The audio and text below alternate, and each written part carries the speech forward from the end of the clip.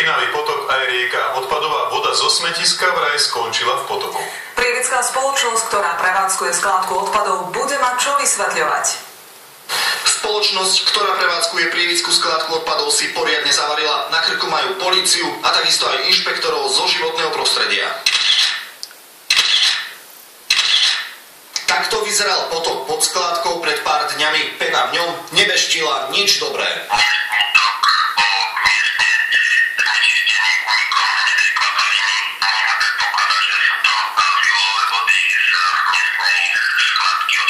Odpadová voda zo skládky by mala končiť pod zemou v zberných nádobách. Podľa hovorcu Prievidze mesto za túto službu firme pravidelne platí. Mali odvádzať túto vodu do čističky odpadových vod. Konateľ spoločnosti ale odmieta, že by znečistenú vodu zo skládky úmyselne vypúšťali do potoka. V žiadnom prípade nie, pretože ako prevádzkovateľia skládky máme stanovené presné predpisy, čo môžeme a čo nemôžeme robiť. Čo teda spôsobilo znečistenie tohto potôčika? Odpoveď by chceli poznať aj rybári. Takéto znečistenie uberá vo vode kyslík, oxidujú tieto rôzne nečistoty a ubúda množstvo rybej obsádky na tom, že odchádzajú toho prúdomilné ryby a vyskytujú sa tam len druhy, ktoré nie sú náročné na kyslík a znečistenie. Prípadom sa zaoberá polícia. Odkiaľ znečistenie pochádza, by mohli naznačiť už o pár dní aj výsledky odobratých vzoriek. Peter Ziman, televízia Markíza.